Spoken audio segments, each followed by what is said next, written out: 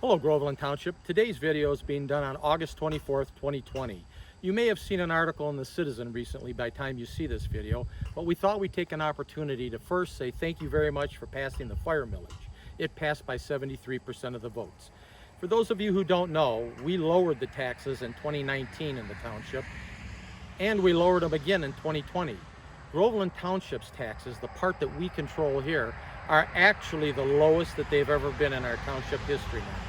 This doesn't just happen, it's because we have a concerted group of dedicated people here that work very conscientiously in making sure that what we pay for is a good value for the township and is fair to everybody that uses the services.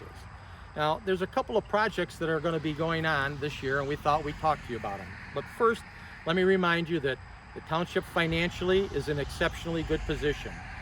While we don't have a big tax base, we have been able to accumulate ad hoc funds that came in on different projects to build up a good infrastructure reserve fund.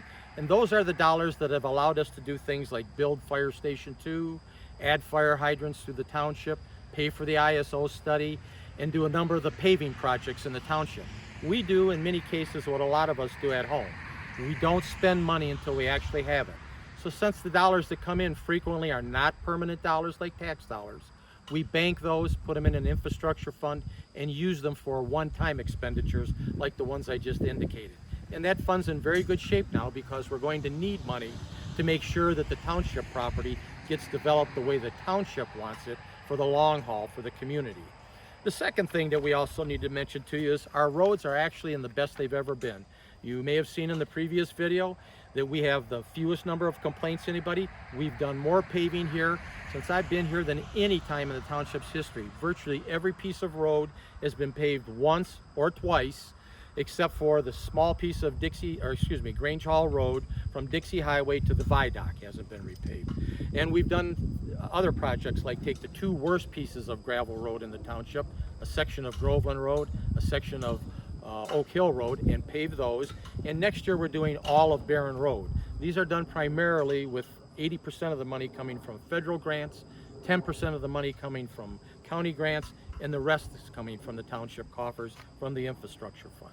While they're expensive, they pay big dividends for us.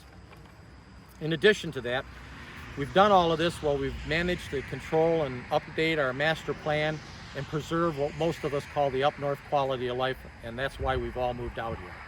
It's kind of hard to balance all of that together, but that's what we've been doing. What I'd like to do now is take you to a site on Dixie Highway that I think exemplifies exactly what we're talking about in the Dixie Byway and the overlay district.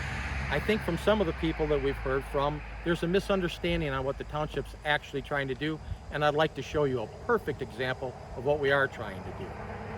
Okay, Groveland, we're now at Rush RV on Groveland's Dixie Highway. I think one of the things that's happened is a lot of people have misunderstood what we're talking about when we say the master plan, the overlay district for the Dixie Byway, and what we're trying to do going forward. This is not about trying to force feed development into an area. It's just recognition that as things change, we realize people will be moving out here and taking some of the properties. But under the law, if you're an existing residence or business, you are grandfathered here or an empty piece of property for eternity if you want to. But we know that people decide they want to change their property later and move on. And this facility, not too long ago, was really in pretty sorry shape. So it was. With me today is Pam Rush, and she's one of the owners here. Pam, you want to tell a little bit about why you came out here and why you did all this work and investment in the community? Well, we did find this piece of property about 4 or 5 years ago, and we really loved the Dixie Highway location. Thought it was, close to 75 and that and this direction, so both counties kind of right in the middle. But we just have found the business has grown immensely. We needed more room, so instead of looking for a different place, we decided to grow here just because we love it here, and we love the people have been amazing. So for us, it's a win-win here, and this is where we're here to stay. Well, and we appreciate your investment in the community. This is a classic example of they moved in here as an RV sales, and what they did after a while is realize, for the reasons she's indicated, we're going to make an investment in it. So there were a couple of rummy old buildings here that got taken down. New facilities got built that are much nicer and a better investment in our community. Cement was laid, and you can see what's happened. It's now what I would call a first-class RV sales and service facility. And so we were really pleased to see that an existing business was willing to make the investment in the community to do this. But the best part is what we're going to show you next. So we're going to take a little break, go next door, and show you what happened there. Okay. Can we Yep. just walk over there, okay? Yep. Okay, now we're next door to Rush RV at a facility that many of you may have remembered for decades sat as an empty block building. It was kind of an eyesore. It was very much, yes. Yes. And the same people, Al and Pam, that own Rush RV, bought this facility, and recognizing that there's going to be some normal demand for the off-road park when it opens up this year, developed what they call Holly Powersports. This is really the exact example of what we're trying to do with the overlay district. You can see we took an old abandoned building that really had sat forever. They put a lot of money into it. They put stone on the front. They've landscaped it. This is, in my opinion, the very definition of what we're trying to do with the overlay district on the Dixie Byway. Again, people that bought property don't want to develop it, don't want to change our grandfather for as long as they want to be. But when you come in and you do something, we want it done right like this, so it's an asset to the community. Absolutely. So do you want to talk a little bit about what Holly Powersports is going to be doing going forward? I do. So Holly Powersports will be selling the brand names of ATVs, UTVs, side-by-side, so we'll be your local dealer in that aspect. We also are part of Holly Powersports is something called Holly ORV Rentals.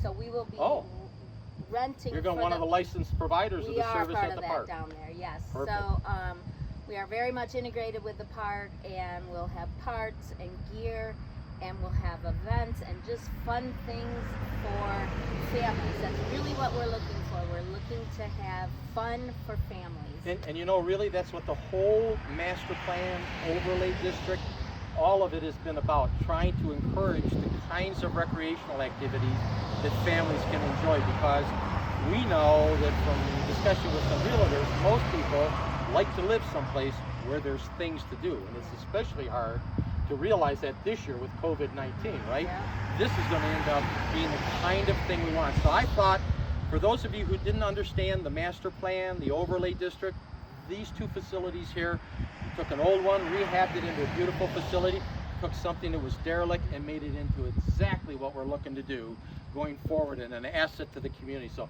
I, on behalf of the board and the township, want to thank you for your investment in the community. We wanted to give the rest of you an opportunity to see what we're really talking about. Thank you so much. Thank you. Thank you. Okay, Groveland, now we are at what you know as the Task Force 1 or MABUS building. It's for all the emergency response equipment. It's located on Grange Hall Road. This is the township's property. Where we're going to locate the next phase of the development here is going to be the new fire station. And that's due to be located directly behind me here near this complex. This is the end of the township's property at the power corridor. And in this area, from here all the way to I-75, which is about 90 acres of the township's property, we are actively going to try and encourage some development. This was going to be the Stablex landfill site. What we're going to do now that the mining is pretty much done in here is finish the contours of the final reclamation and begin to do development here. This area of it's kind of the industrial side of the development, where the fire department, MABUS will be here, and some garages that we think people will rent for working on their ORVs. And they will be able to get to the ORV park from this property when we're done without ever going out on Dixie Highway or Grange Hall Road. So it won't add to the traffic congestion there. It'll be all internal to the development. As you move farther towards I-75 and the exit 101 ramp, we envision that prime frontage on Grange Hall Road and I-75 being developed for more support services for retail and recreational activities out here. In other words, people that are going to be buying various kinds of components, maybe stopping to eat, a number of things that would be related to the recreational activities out here could be on those, and those buildings will be designed with the kind of look that we're anticipating that we showed you over on the Dixie Byway. This is the area where the township is committed to increasing the development. And the reason for that is, right now we have a number of projects on this property that develop revenue for the township, but none of it's permanent. So we put that money in that infrastructure fund I talked about earlier. That is the money we use to do road paving, fire hydrants, build a fire station, add storm sirens. All of those things come out of those buckets of money as they're available. What we need to do in the township is be able to get a sustainable revenue source, and the commercial development here will eventually provide the revenue not only to help run the township, but in a much greater extent at 3.5 times the rate to run the fire department. That's where the future of the township is. This project has to get executed correctly or the whole thing falls apart. And what we intend to do is similar to what we've done with the Mavis building here. We really don't want to sell a lot of that property. We want to use a concept many large developers are used to, where we land lease the property like we did on Mavis, so that rather than getting a lump sum of money and then it's all gone, we're going to generate revenue that comes in over and over monthly for the township's operation and the fire department. That is the future to trying to make this community work long term. We have a very small tax base, and we have 40% of the township that's undevelopable. This is our chance to take the old sow's ear and turn it into the silk purse for the township long term. So I hope that gives you a better understanding of what we're actually trying to do with the byway, the development, the overlay districts, and that thing. I hope this is of help to you, and we look forward to any questions or comments you might have. Feel free to call the office. Thank you very much. Until the next video.